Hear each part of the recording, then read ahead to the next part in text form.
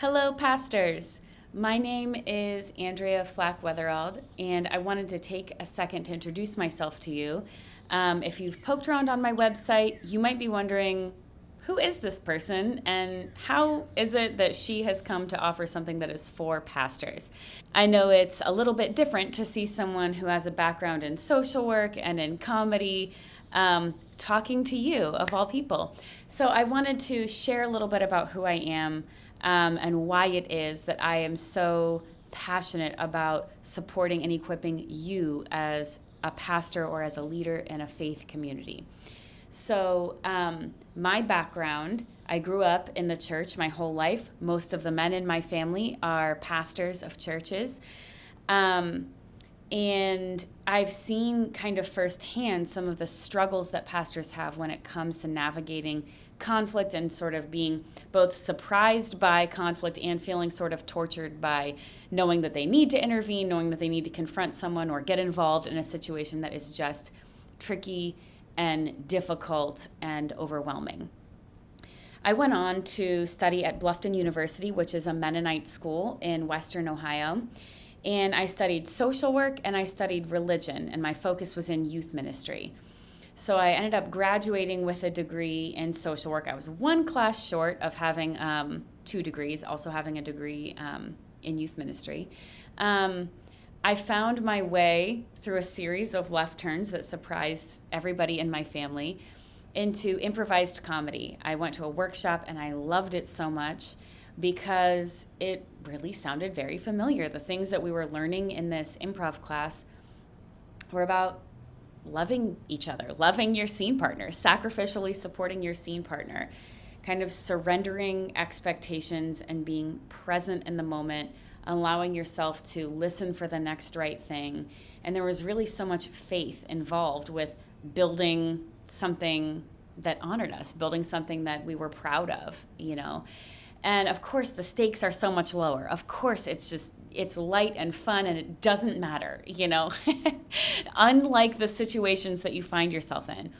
But the more I took classes and then went on to produce and perform comedy, the more I realized that the deep truth is all of life is improv. You know, all of it is improv. We are making this thing up as we go, and the same skills that we're using in these lower stakes, just for fun environments are really, really helpful off stage. And then I pretty much never shut up about how deeply I was convicted about that. Usually sharing, you know, during sharing time at church. And so people in the church started asking me to come to their offices and their things. And so this work that I do now got started in the church, you know. And then as time went on, I realized it's not just, you know, communication at this high level. It's not just, you know, oh, this can help sales teams, or this can help your customer service people, or this is good for leaders. Those things are all true, you know.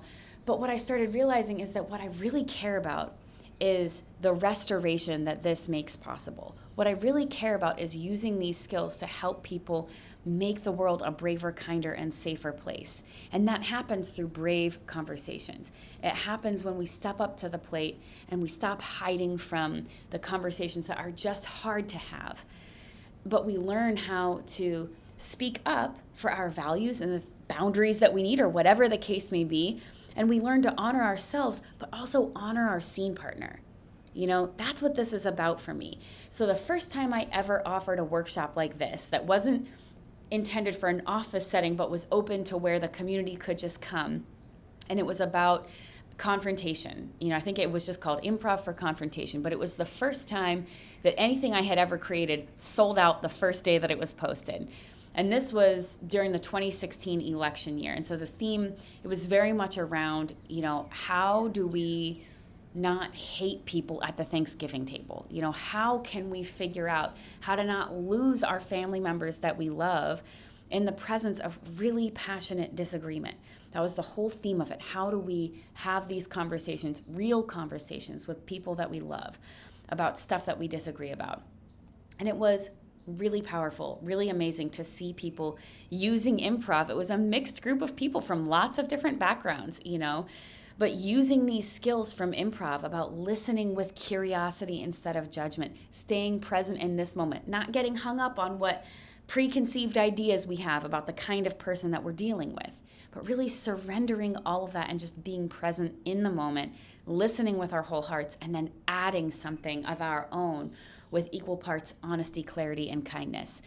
So since then, I've really honed in my work, even in corporate settings, around this idea of brave conversations. And I teach it from this perspective of forgiveness first. So my book that you may have seen on my website is called The Funny Thing About Forgiveness. And the foreword was written by Colin Mockery of Whose Line Is It Anyway, which is an improv show. And the whole premise of the book is that we can use skills from mindfulness and from improvised comedy in order to do this really deep, soul-centered work of forgiveness. And then furthermore, that as a first step is what equips us so well for confrontation, for brave conversations, when we start with forgiveness first. All of this over the last few years has been just a deeply wonderful experience for me. I hope that it also has been, and from feedback, it sounds like it has been for people that have me come in and speak or do my thing, at their company retreat or whatever in sort of a workshop type of environment. But it's been really transformative for me too, and helped me really see that what I care most about is equipping people to do restorative work in the world. And as we walk into another contentious election year, I would love to see the church lead the way. I would love to see the church setting the example for how we communicate on these issues that matter. They matter and they're important. And it's not just that they matter to us because we care about them, it's that they matter for how we serve the world, the way that we show up and live in love and serve our communities as we're called to do as the hands and feet of Christ. These issues matter for that. So when we disagree, it's not the same as just, cheering for a different football team. I've heard people on social media equate the candidates that we support. Why does it have to be different than if we cheer for different football teams? And of course, it's deeper than that. It's deeper than that. So within the church, when we have major disagreements and we just do not see eye to eye, it is so important that we learn how to engage these conversations with the depth and the authenticity and the compassion that is required to really find a way forward. That is the spirit of Brave Church. My goal in this program is that you as pastors and church leaders will learn skills from a totally different perspective, from mindfulness and from improvised comedy. That's my whole thing. I call it Mindful Improv Thinking. That you'll learn these skills for engaging brave conversations, but then that you'll be equipped to then teach to your congregations. That's the whole goal. This 5-week training program is just for leaders in the church, you as the pastor, your pastoral team, whoever, but then you'll be given materials for whatever setting is most appropriate at your church. Maybe it's a Sunday school class or a small group or a discussion group or something. But you will then be equipped to teach the people in your church how to confront one another, how to confront people in their families, how to confront people in their communities, how to hold one another accountable to the truth, and how to basically live in right relationship with their families and with the people around them. If we can do this, we can make a real difference in our country. There is not going to be any surprises really in this election year. It's going to be the same vitriol, the same fear-based misinformation, all of this. And the church is not going to be separate from this. The church is primarily going to be targeted for this sort of thing on social media as a critical voter bloc. Politics doesn't view the church as the hands and feet of Christ. Politics views the church as a critical bloc of voters. And so if the church can find a way to live in love, if the church can find a way to be in right relationship with itself and with the people around it, we can find a way to A, stay focused on our calling to be the hands and feet of Christ during this time. But B, we can also find some clarity for some way finding within the church. I know that you as pastors, many of you are being asked to and being called to. It's the time in the church where we're trying to figure out how will we move forward with support or lack thereof of the LGBTQIA community. What will we do? And you're being asked as a pastor to listen to lots of different perspectives on this. This is a challenging thing, and we will cover that in Brave Church. Some perspectives from Mindful Improv Thinking for facilitating those conversations and for bringing people alongside this journey of change that is difficult for a lot of people. And there are other things happening in the church as well. There are issues of justice and advocacy, and how do we as the church lead the community, in these sorts of initiatives. And we'll talk about that as well. Wherever brave conversations are necessary, the skills that you will learn in this program will be helpful for multiplying your efforts. So that is the whole goal of Brave Church. I thank you so much for your time and watching this video. If you have any questions about me, about my professional background, about whatever it is that you'd like to know about me and this content, I hope that you will attend there's 2 free info sessions being offered on August 8th and 10th, both at 10 a.m. They'll be virtual. Hop on, ask me any questions that you'd like to know.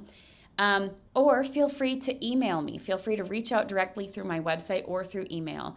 I would be happy, overjoyed, really, to hear from you and answer any questions that you might have. I've tried to make this program as accessible as possible by including a pay what you can feature also. I understand that not every church has the same budget or has a budget at all for continuing education for pastors and pastoral team members.